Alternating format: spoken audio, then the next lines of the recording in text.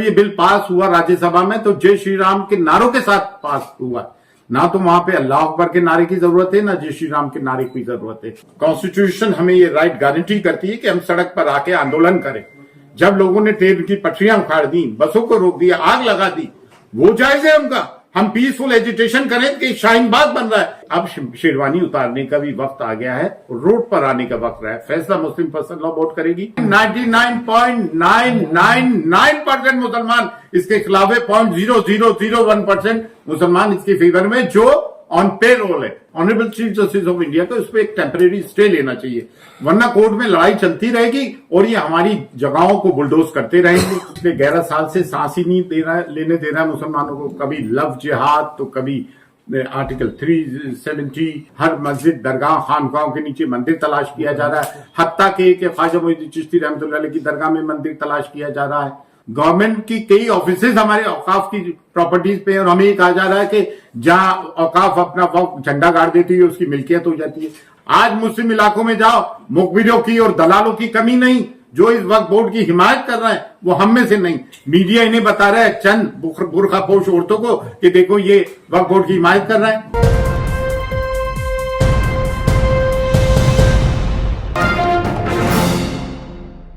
देखिए, ऐसा है कि जैसा हो रहा है पिछले 11 साल से सांस ही नहीं लेने दे रहा है मुसलमानों को। कभी लव जिहाद तो कभी आर्टिकल 370, तो कभी ट्रिपल तलाक, तो कभी सीएए, तो कभी यूसीसी, तो कभी हर मस्जिद दरगाह खानकाहों के नीचे मंदिर तलाश किया जा रहा है। हत्ता के ख्वाजा मोइनुद्दीन चिश्ती रहमतुल्लाह अलैह की दरगाह में मंदिर तलाश किया जा रहा है, और खामोशी गवर्नमेंट।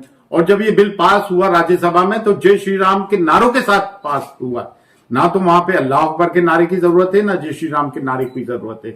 ये एक कम्युनल एजेंडा है जो साफ तौर से जाहिर हो रहा है।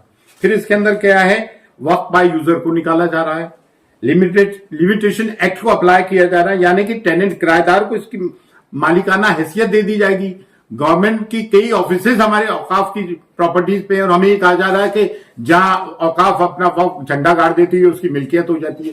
अरे भाई, वक्त की प्रॉपर्टीज को तो मिसयूज उन लोगों ने नहीं किया है जो वक्फ बोर्ड के चेयरमैन, मेंबर, वक्फ काउंसिल के मेंबर बन के आए, तलवे चाटू मुसलमान।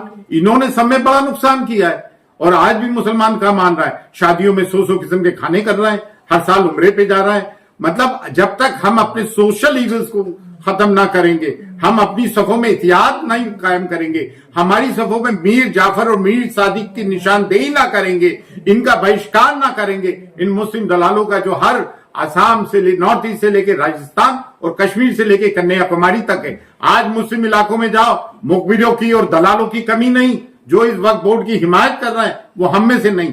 मीडिया इन्हें बता रहा है, चंद बुर्खापोश औरतों को, कि देखो ये वक्त बोर्ड की हिमायत कर रहा है। चंद दलालों को बता रहा है कि वक्त बोर्ड की हिमायत कर रहा है। अरे भाई, 99.999% मुसलमान इसके खिलाफ है, 0.0001% मुसलमान इसके फेवर में, जो ऑन पे रोल है। दूसरी चीज ये है, now I am coming to the legal point. Direct violation है आर्टिकल 14 का, फ्रीडम ऑफ रिलीजियस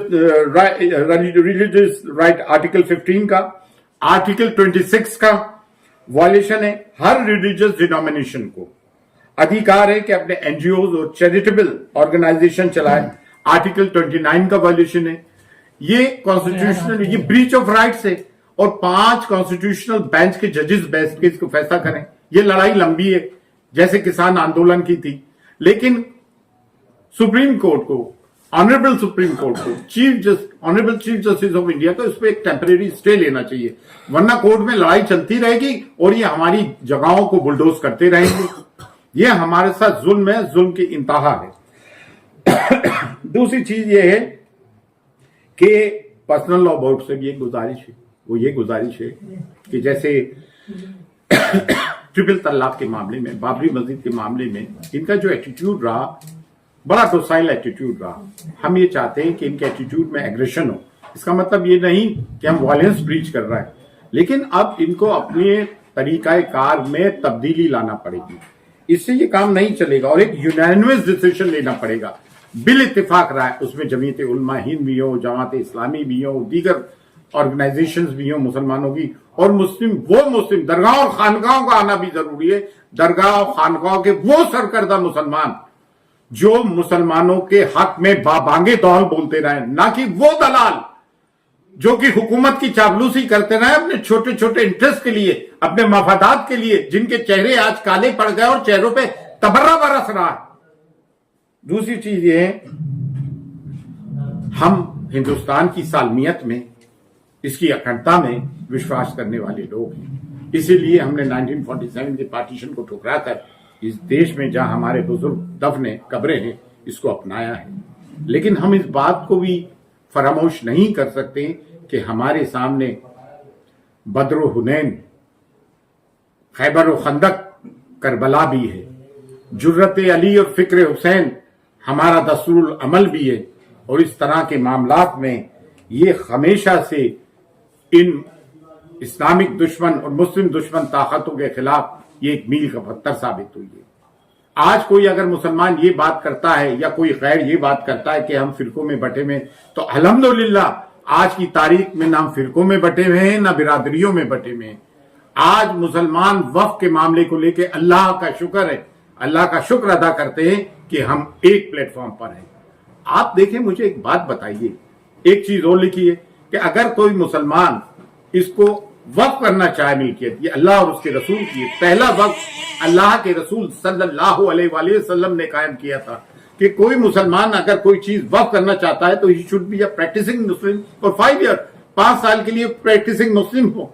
ये कौन डिसाइड करेगा भाई कि वो प्रैक्टिसिंग मुसलमान है नहीं है, नमाज पढ़ता है नहीं पढ़ता है, रोजा रखता है नहीं रखता है? भाई मुसलमान के घर में पैदा हुआ मुसलमान है, हिंदू के घर में पैदा हुआ हिंदू है, क्रिश्चियन के घर में पैदा हुआ क्रिश्चियन है। ये तो मतलब प्रैक्टिस। और फिर दूसरे ये है कि आप प्रबंधक कमेटी सिखों की हिंदू एंडोमेंट एक्ट में क्या गैर हिंदू है? क्या सिख प्रबंधक कमेटी में क्या कोई गैर सिख है? जीनियों के धर्मस्थलों में कोई, उनके मजहबी मामलों में कोई गैर चयन है? तो फिर हम मुस्लिमों के मामले में कोई गैर मुसलमान क्यों, काय को हो?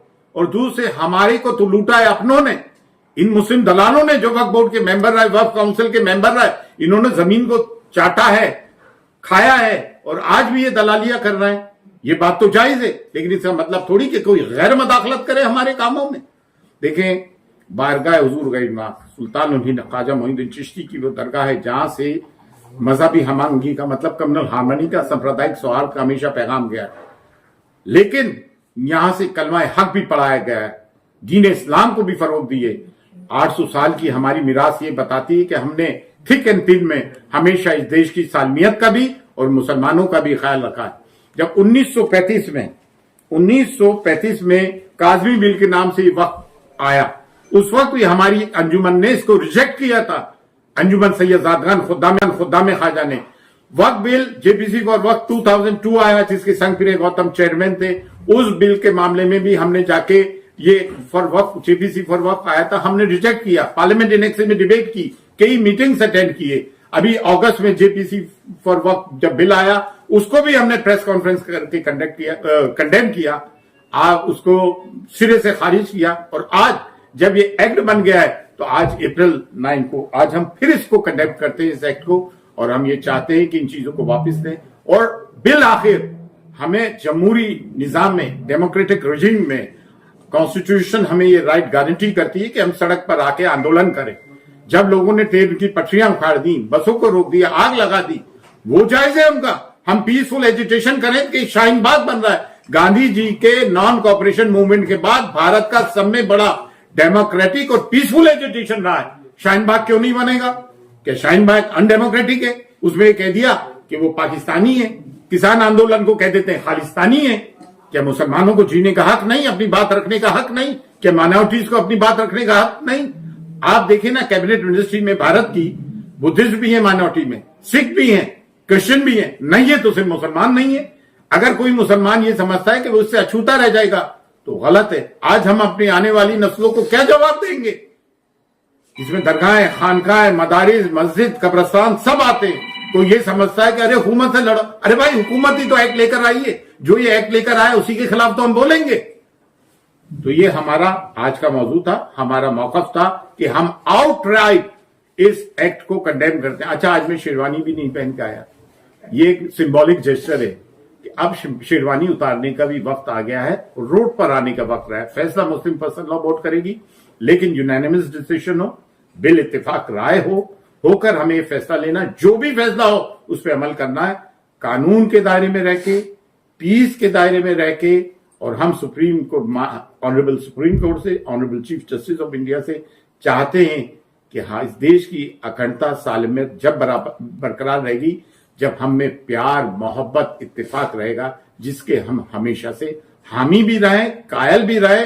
ख्वाजा मोइनुद्दीन चिश्ती की दरगाह वो दरगाह है जाके हर धर्म, संप्रदाय, डिनोमिनेशन के लोग आते हैं और हमने हमेशा उनका खैर मकदम किया है। लेकिन हम इस बात को भी नहीं भूल सकते कि हम मुसलमान हैं। फिर अमानिल्लाह, अल्लाह।